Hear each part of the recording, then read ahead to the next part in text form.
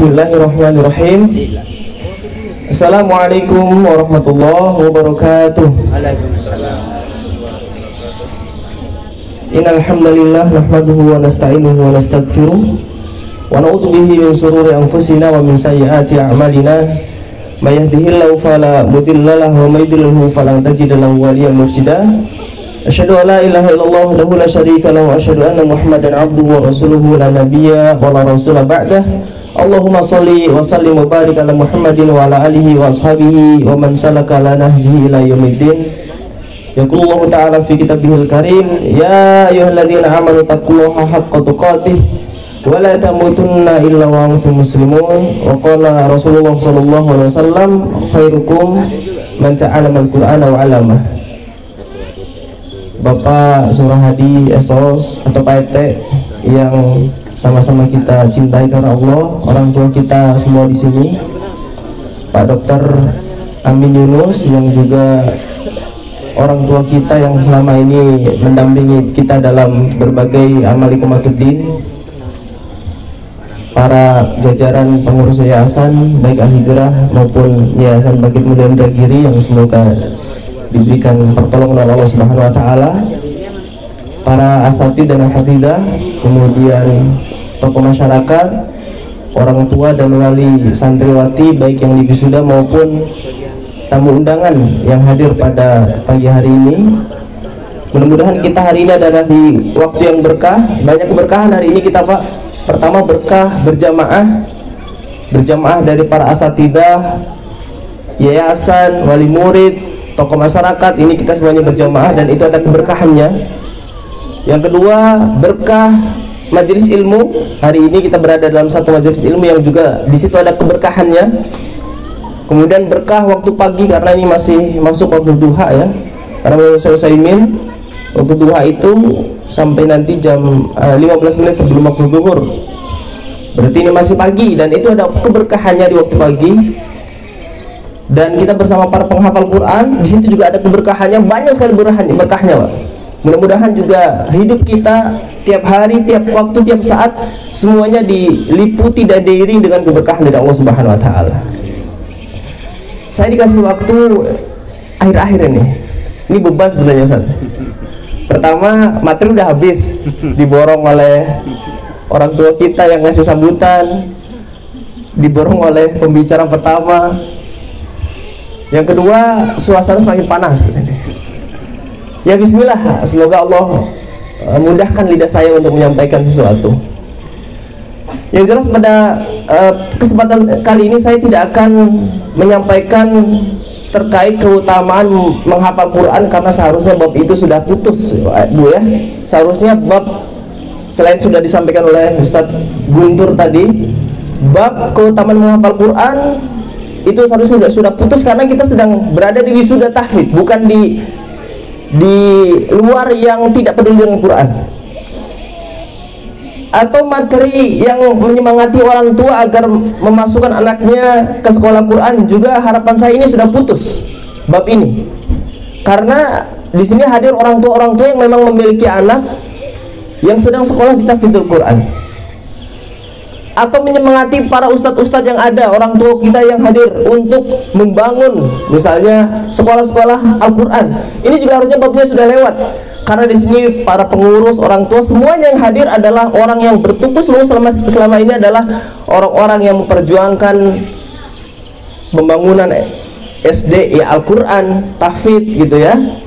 Kemudian SMP juga tahfidz, bahkan sekarang pondok Tahtadil Al-Quran juga nuansanya adalah tahfidz. Maka saya akan mengawali materi saya ini dengan sebuah ungkapan dari salah seorang sahabat mulia. Saya kasih clue-nya, Pak ya. Nanti kalau ada yang bisa jawab, insya Allah saya kasih hadiah. Hadiahnya insya Allah ada uang pecahan 75.000, Pak. Gitu ya. Sahabat mulia. Dari sini ada yang sudah hafal. Siapa kira-kira sahabat mulia itu? Terlalu luas, Pak ya. Ada Abu Hurairah, ada banyak sekali. Sahabat mulia ini, beliau adalah salah satu kiblat ilmunya para sahabat. Dari Abu Bakar udah mulai mengkerucut nih, karena kalau udah bicara kiblat ilmu, Abu Bakar biasanya tidak termasuk dari kelompok ulamanya para sahabat, walaupun beliau adalah khalifah setelah Rasulullah SAW. Tetapi kalau kita lihat literatur ilmu hadis, itu Abu Bakar nggak masuk. Ada yang udah bisa jawab? Ibnu Abbas, Anas bin Malik belum. Saya simpelkan lagi, beliau adalah sosok sahabat yang 15 tahun berdakwah di Persia. Salman Farisi? Belum juga. Sabar ya. Kemudian sahabat ini mengawali dakwahnya di Kufah. Belum tahu juga. Oke, saya kasih tambahan clue-clue ini ya. Sampai paling nggak adalah satu yang dapat hadiah nanti.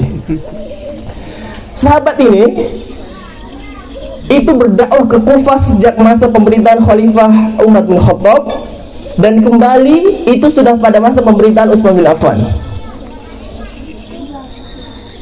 Belum juga ya.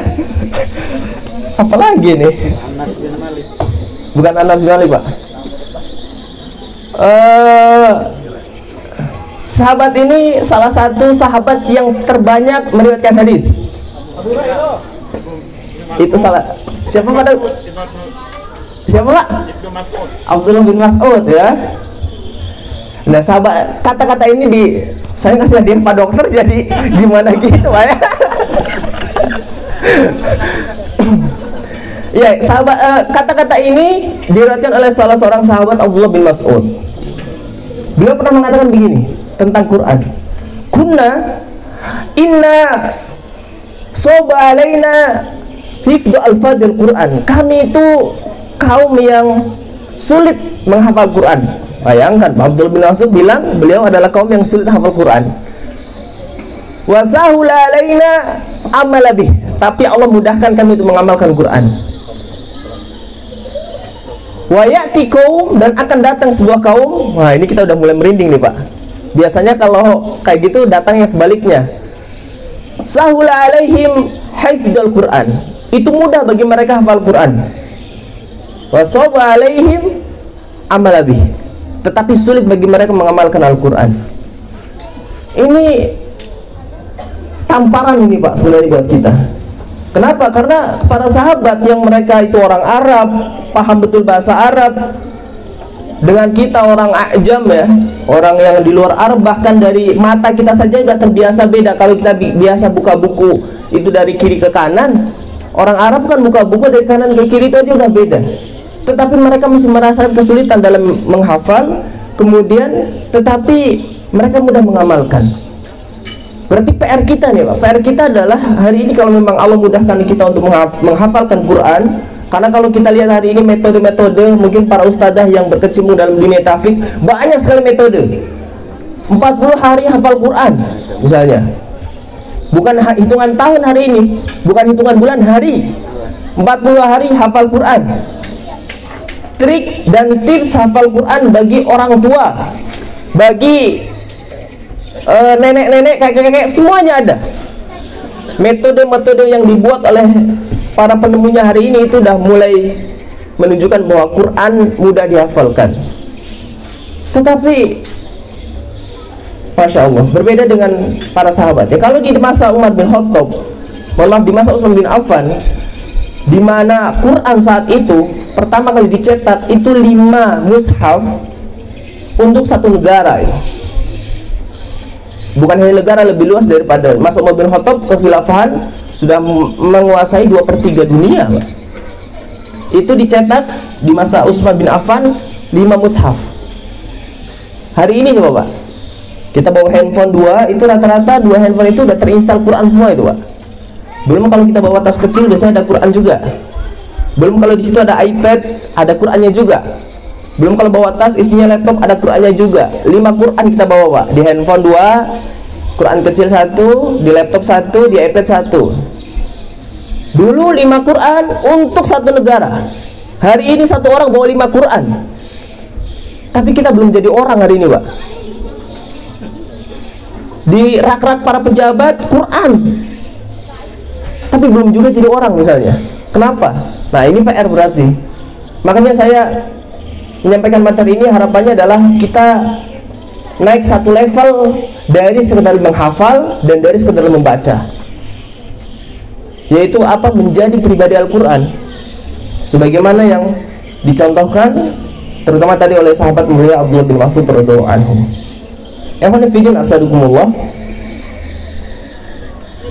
Fungsi Al-Quran itu sebagaimana yang disampaikan dalam Al-Quran ya, surat Jumu'ah, huwallazi ba'asa fil ummiyina rasulan minhum yatlu alaihim ayatih. Satu tugas Rasul adalah yatlu alaihim ayati, membacakan ayat-ayat Allah Subhanahu wa taala, wa yuzakkihim, mensucikan, tazkiyatun nafs, wa yu'allimuhumul kitab, mengajarkan Alkitab, wa yu'allimul kitab wal hikmah, wa in kanu min qablu lafi dhalalim mubin, padahal sebelumnya mereka dalam kesesatan yang nyata. Jadi kesesatan yang ada pada masa Quraisy saat itu hilang dengan 4 ciri dan 4 tugas yang diberikan Allah Subhanahu wa taala kepada Rasulullah sallallahu alaihi wasallam. Di antara yang pertama adalah yatlu alaihim ayati, membacakan. Namanya yatlu, membaca, itu kalau dalam logika kita membaca itu ya ada mushafnya, dibuka, dibaca, buka HP, dibaca. Tapi yatlu pada masa sahabat berbeda, karena yatlu di masa sahabat mereka belum punya mushaf, mushaf belum dicetak, sehingga yatlu di situ adalah menghafal. Sekaligus ini adalah bantahan ya bagi orang-orang yang nyinyir, untuk apa hafal Quran, perintahnya nggak ada kok, yang diperintahkan kan membaca. Padahal makna yatlu, membacakan Al-Quran, yang dipahami oleh para sahabat saat itu dan sedang menghafal, karena Rasul membacakan, kemudian dihafal para sahabat, lalu mereka membacakan tanpa ada mushaf saat itu. Dibacakan. Setelah dibacakan apa? Yuzakihim. Yuzakihim ini adalah mensucikan jiwa. Jadi ini tahap selanjutnya yang harus kita miliki hari ini, Pak. Bagi para penghafal Quran, tahap selanjutnya setelah menghafal adalah yuzakihim, mensucikan. Ada satu contoh menarik, Pak, diriwayatkan oleh Imam Ahmad dalam musnadnya. Beliau menceritakan, ini kalau nggak ada riwayatnya saya nggak percaya kisah ini, Pak. Tapi karena ada riwayatnya maka ini harus diambil pelajaran. Saat itu Rasulullah SAW pulang dari sebuah peperangan, dan biasanya kalau Rasulullah pulang perang itu beliau istirahat di satu lembah. Karena kondisi sudah mulai malam, maka di lembah itu dimintalah oleh Rasulullah untuk ada 2 orang yang berjaga di malam hari, agar bisa melindungi Nabi kalau ada musuh menyerang. Saat itu ditugaskanlah 2 sahabat, satu adalah Abbad bin Bishr radhiyallahu anhu, dan satu lagi adalah Ammar bin Yasir. Berjaga mereka berdua. Rasulullah dengan para sahabat yang lain istirahat. Maka Abbad bin Bishr dengan Ammar bin Yasir ini, mereka berdua berbincang. Ini kita piket berdua nih, kita gantian aja. Kalau piket berdua ngantuk semua itu bahaya. Antum dulu jaga, saya istirahat. Nanti antum ngantuk, bangunkan saya jaga, antum istirahat.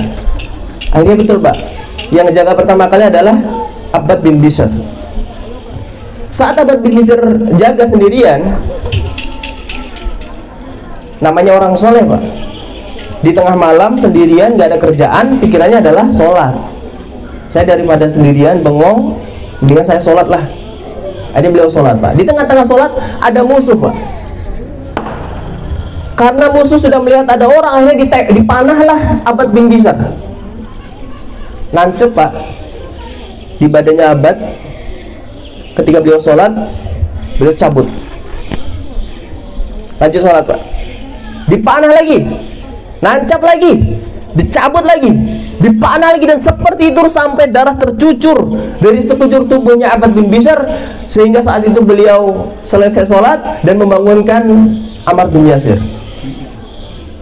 Apa kata Ammar bin Yasir? Wahai Abbad, kenapa nggak dari panahan pertama engkau bangunkan kami? Kenapa harus sekujur tubuhmu terluka? Ini anak panah perang dengan anak panah kita buat latihan juga beda, Pak ya. Anak panah kita kan bulat, lancip Pak ya, sehingga kalau nusuk badan dicabut ya sakit juga sih, cuman nggak ada daging yang terkoyak. Kalau anak panah untuk berperang kan mereka ada seperti kail yang kalau dicabut pasti ada daging yang terkoyak, dan itu beberapa kali Abbad mengenai tubuhnya dan mencabut ketika sholat. Apa kata Abbad saat itu? Saya paling tidak suka kenikmatanku ketika membaca Quran itu diputus. Itu sudah sampai taraf yuzakihim, Mbak. Yuzakihim, mensucikan jiwa, sudah dapat kenikmatan dengan Quran, tak rela ketika anak panah, ketika musuh itu mengganggu kenikmatannya ketika sedang bersama Al-Quran, membaca Al-Quran. Dan itu PR. Maka kenapa hari ini potret pendidikan kita hari ini seluruhnya di dunia bahkan sudah sampai profesor tapi masih masang jimat di dalam tubuhnya, di rumahnya misalnya begitu ya. Ini pendidikan yang gagal. Sudah wisuda doktor masih melakukan kesyirikan. Ini potret pendidikan yang gagal, dan anak kita, generasi kita harus terbebaskan dari itu. Karena wa in kanu min qablu la fi dhalalin mubin. Quran sudah menghapuskan kesesatan itu, kemusyrikan itu, kesyirikan itu semuanya dihapuskan dengan yatlu alaihim ayati, membacakan, menghafalkan ayat-ayat Allah Subhanahu wa taala, wa yuzakihim, mensucikan jiwanya, sehingga nanti ketika anak kita tumbuh masih bingung gimana nanti kalau sudah lulus SMA nggak bisa kerja. Potret pendidikan yang gagal karena belum menjadi zakihim, mensucikan jiwanya, masih bingung terhadap rizki, masih khawatir terhadap dunia, masih membingungkan, masih mengkhawatirkan apa yang akan dia makan. Tetapi potret sahabat, potret orang-orang yang sudah diberikan keberkahan dengan Quran, dia akan menyerahkan semuanya kepada Allah Subhanahu wa taala. Al-Quran sudah mengajarkan semuanya. Wa yu'allimuhumul kitab wal hikmah wa in kanu min qablu lafi dhalalin mubin. Maka perkataan dari sahabat mulia Abdullah bin Mas'ud merupakan tamparan sekaligus PR buat kita bahwa ternyata tak cukup hanya sekedar menghafal, membacakan Quran, tetapi ada PR selanjutnya, yaitu yuzakihim. Bagaimana para generasi kita hari ini adalah orang-orang yang bermental Al-Quran. Dan ini pekerjaan berat, butuh kerjasama yang kuat antara para orang tua, para ustadz dan ustadzah, para yayasan, untuk membuat semacam kurikulum, panduan, bahkan guru untuk bagaimana caranya mencetak generasi kita menjadi generasi yang mandiri, yang bisa menjadi solusi bagi setiap permasalahan umat Islam. Tidak panjang lebar yang saya sampaikan. Mudah-mudahan perkataan dari Abdullah bin Mas'ud ini memberikan semacam stimulan lah untuk kita agar lebih bersemangat lagi untuk mencetak sebuah generasi. Wallahu a'lam bishawab. Hadiahnya nanti diantarkan ke alamat ya, COD. Saya nggak bawa soalnya.